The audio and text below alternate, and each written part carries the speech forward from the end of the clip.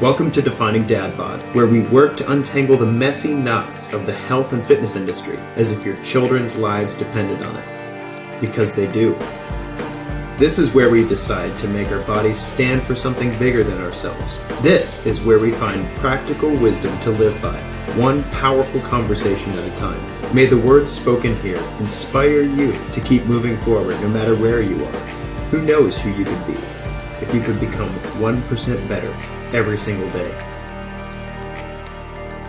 We can do the show thanks to the support of listeners just like you. For more information how you can become part of the inner circle, go to findingdadbod.com/inner circle. What's up, guys? This is Alex Van Houten with Defining Dad Bod. I hope you're doing super well. Welcome to 2020. Today's episode is continuing on with our series, TRUFIT, setting and achieving sustainable health and fitness goals for the long term. And today we're going to be talking about epigenetics. Don't worry, this episode is not too inaccessibly nerdy, and there might be a few jokes about putting together IKEA furniture. You're welcome. And I thought it might be fun to change things up a bit and give you a call to action in the middle of the show. So listen close for that. And the only other thing I'll say here is I'm very excited about many of the things that we're developing this year to bring to you in Defining Dad Bod. Thank you for listening. Thank you for sharing with people in your life who need to hear it. Stay tuned for some awesome stuff.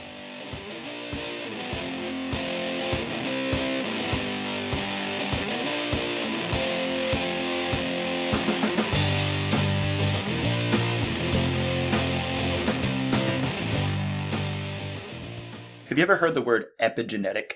It's something I throw around pretty often on the show, so if you've been listening to me for a while, you're probably familiar. But it's not a common parlance term. I mean, you're not going to go to coffee with a best friend, and the word epigenetic is likely to be just thrown out there in casual conversation. In fact, and this is a fun Alex brain rabbit trail, given that each of us have individual genetic markers in our own DNA, and they play a very important and very all-encompassing role in who we become and how our daily lives actually go. It's pretty crazy to me that the word genetic usually doesn't enter daily conversations at all. Likely in part, it's because genetics seems to be a pretty complicated field of study. If you made it through 9th grade biology, then you probably remember writing a big X and a little x, and a big Y and a little y on the left and right sides of a square divided into 4 squares. And then maybe your biology teacher asked you about the probability that different recessive genes would be expressed given the table you came up with. And if right now I sound like blah, blah, blah, blah, blah, blah, blah, blah, that's also the glazed over look or feel that I get when I start talking about genetics across the table. Because as complicated as that XXYY thing sounds, that's just the kindergarten version of genetics. The truth of the matter is, in every single cell in your body, of which you have 100 trillion, by the way, every single cell has the exact replicate copy of your own personal genetic fingerprint. And that genetic fingerprint is made of over 100,000 variants of sequences of genes. And so to talk about the genetic makeup of a person in daily parlance is to bring up a complicated and slightly scary fact. Beyond just dictating whether or not your natural hair color is blonde or your natural eye color is green, genes can affect things like how easy it is for you to learn new things, how extroverted or introverted you might be, what your set point is for how easily you lapse into a fit of road rage when somebody cuts you off in traffic, or even how willing you are to put up with a mess in your room. Strangely, I find when I bring up genetics in conversations, education and understanding about the field is definitely something that's lacking, but even more interesting is how uncomfortable some people might be about how much of their behavior is influenced by a hand they were dealt, not necessarily choices they get to make every day. Now, I've spoken particularly about the genetic makeup of different individuals and how that might influence things in health and fitness on different episodes in the show. If you're interested in that sort of thing, I'd recommend episode 67, when we talk about the genetics of personal nutrition, or episode 71, harnessing your power to change your genes. But here in this episode, part 4 of long-term health and fitness goals, I want to talk about what the word epigenetics has to do with achieving long-term sustainable changes in yourself. This can be kind of technical, and I'm going to do my best to make it as simple as possible. But if you hang with me, I know that understanding epigenetics will definitely inspire your health and fitness this year. So I mentioned your DNA. When a mommy you and a daddy you love each other very much, yada yada yada. You know the birds and the bees story, right? At the moment of conception, your DNA became the genetic blueprint for the rest of your life. Your entire biological basis is constructed from the blueprint of your DNA. Each cell has a copy of your DNA, and each cell has the machinery to break the DNA into pieces and to decode the blueprint in order to synthesize proteins that create you. The shape of your nose, how quickly the cartilage in your knee heals, and how many mitochondria every muscle cell in your body has is based on the explicit instructions in your DNA. Have you ever bought a bookshelf that came in a box, and you open the box and it doesn't look anything like a bookshelf? You've got like 12 slats of pressboard, a little baggie of screws and nuts, and that weird cardboard backing that's held by like 40 finishing nails. Pro tip, make sure all the finished edges point out, away from the wall, not back. Hashtag been there before. What you remove from the box looks nothing like a bookshelf. But then you open the instruction book, and after about 18 steps, or if it's IKEA, it's probably 32 steps, you're able to meticulously put together and build a bookshelf. If you did it right, it holds your books, everybody's happy, and as long as you don't have to move it, because those pressboard bookshelves really don't hold together very well, it'll last you a good long time. Think of the bookshelf as your body, and the instruction book as your DNA. Only instead of 32 steps, there are hundreds and thousands of steps. And not every single page of that instruction book, so to speak, is relevant until the body has to deal with something. Kind of like the removable shelf in your bookshelf. You got big books? Don't put that other shelf in there. Similarly, your body has a mechanism to decide what pages of the instruction booklet are actually going to be followed today. If a certain page of the instruction booklet is irrelevant, then your body's machinery simply skips over that piece and those instructions aren't followed. I'll give you a for instance. When I work with a brand new client who's never lifted weights before in their life, we can put 6 to 10 pounds of muscle on them within the first 6 months of their training program. What? 6 to 10 pounds of muscle? That's insane. It sounds insane to somebody who's been exercising regularly, but I call it the couch to 5K effect. If this person has not been lifting weights regularly, and then they start lifting weights regularly, what happens is the body turns on those pages of the instruction booklet that increase muscle mass strength, muscle mass size, resources to more quickly restore energy to muscle tissue, and even the metabolic machinery to maintain that muscle tissue while it's not being used. This turning on of genes is what epigenetics is all about. The technical term, by the way, is called methylation. When the body encounters a stressor that it must adapt to, it methylates the genes that are coded to adapt to that stressor. In the example of the client who hasn't been working out regularly, there are genes, or instructional pages if you will, that are embedded into DNA that regulate how big, how strong, and how active skeletal musculature is in a person. If you haven't been using it, well, those genes aren't on right now. But if the muscles face a stressor that they're not adequate for, the recovery process methylates the genes required to tell the body to grow more muscle tissue. What's fascinating about this is that the genetic blueprint was always there, but the 6 to 10 pounds of muscle gained by the person was the result of simply methylating the genetic makeup required to grow that muscle.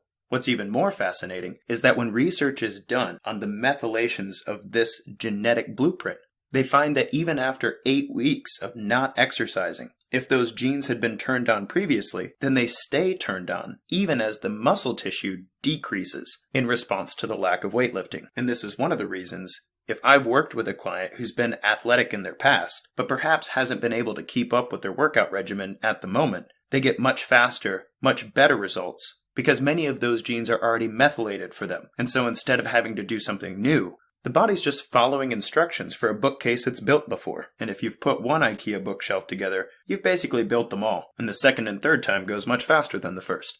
Quick recap, because we've said a lot of things here. Bookcase, your body. Instruction booklet, your DNA. Certain pages of the instruction booklet are only followed when they're relevant, and exercise is one of the things that your body can be exposed to make particular instruction pages relevant. That's epigenetics. Now what the heck does this have to do with long-term health and fitness? Well, it turns out that the genetic science is evolving very rapidly to find that there are so many epigenetic changes that happen when you exercise that if you have long-term health and fitness goals, the effects are so staggering that it makes way more sense to create exercise, nutrition, and lifestyle programs to affect your genes and turn on the ones that you would like to see manifest in yourself, rather than creating exercise, nutrition, and lifestyle programs that focus on short-term change through energy manipulation.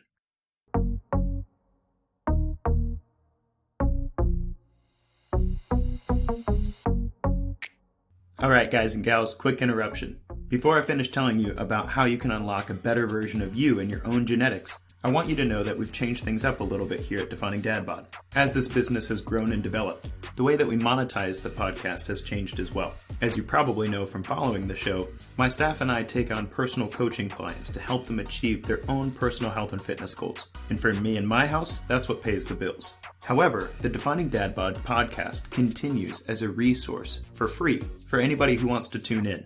And that also includes the Defining Dad Bod Inner Circle and the YouTube resources that we have at Defining Dad Bod. If you're not taking advantage of those things, those links are in the description to the podcast below. But we need your help to make sure those things continue. We don't partner with big name advertisers on the show because it's important to me that any of the information that we present to you is unbought and unbiased, based on real, practical exercise, nutrition, and lifestyle change science, in addition to my 14 years of experience working with real-life people. To that end, the podcast sticks around because of faithful listeners just like you, who make contributions regularly to fund the show. And here in 2020, we need your help. We launched the podcast with about 50 supporters, and while we've fluctuated around that mark and have found that level of funding sustainable to research, edit, publish, and keep the content online, those numbers have dwindled over the past 6 months, and now the podcast is running in the red. So if this is a valuable resource to you, and you'd like me and my team to continue putting this out, I hope that you'll consider supporting the show. There are 3 ways you can do that, and what way you pick is up to how much you want to give and how often you want to give it. The first way is for small monthly pledges. That's at patreon.com/definingdadbod. Your small contribution at Patreon does much to increase our street credit in the podcasting world and to keep our team inspired, bringing powerful conversations your way weekly. We use Patreon for $1 to $5 a month pledges because it lowers the amount of money that we have to pay to process your credit card for those contributions. So if you're looking to contribute $1 to $5 a month, go to patreon.com/definingdadbod. Larger monthly pledges are done via a custom PayPal link. All you need to do is email me at coachal@definingdadbod.com and tell me what amount you're committed to give each month. I'll send you a link to set up, and once it's working, you can cancel it at any time. These sorts of contributions are actually the most important to the show. 2% of our listeners fund 90% of the bill to research, record, edit, and publish Defining Dad Bod with pledges just like this. So if our work here has been valuable to you and you want to support us, shoot me an email and I'll connect you with the link. coachal@definingdadbod.com. The last way you can give is a one-time donation. These are pretty simple and straightforward because you're not signing up for some sort of monthly cost. There's a button at definingdadbod.com/innercircle and it simply says donate. When you click the button, there are some options for you to choose from, or you can put in a custom amount. And what I like about this is this gives you an opportunity to think about the value that we've brought to your health and fitness journey and put a dollar amount on it. Just so you know, the average show costs a grand total of about $200, and every dollar contributed is invested right back into the process. You can check our social media just to make sure that I'm not buying a yacht with your contribution. The truth of the matter is, if every listener of Defining Dad Bod contributed at least $5 a month to the show, which would be about $60 total for the year in 2020, we'd be funded here for the next 3 years to keep putting out weekly content that is unbought and unbiased to guide well-meaning parents in cutting through the garbage of the health and fitness industry. So I appreciate you, I appreciate your support, and I hope you'll check out the links below. And next time you're looking for a cause to support, that we in our humble operation come to your mind as a thing that you'd like to keep around. Thank you so much. And now let's get back to talking about how you're kind of like an IKEA bookcase, just with a lot less pressboard and a lot more potential.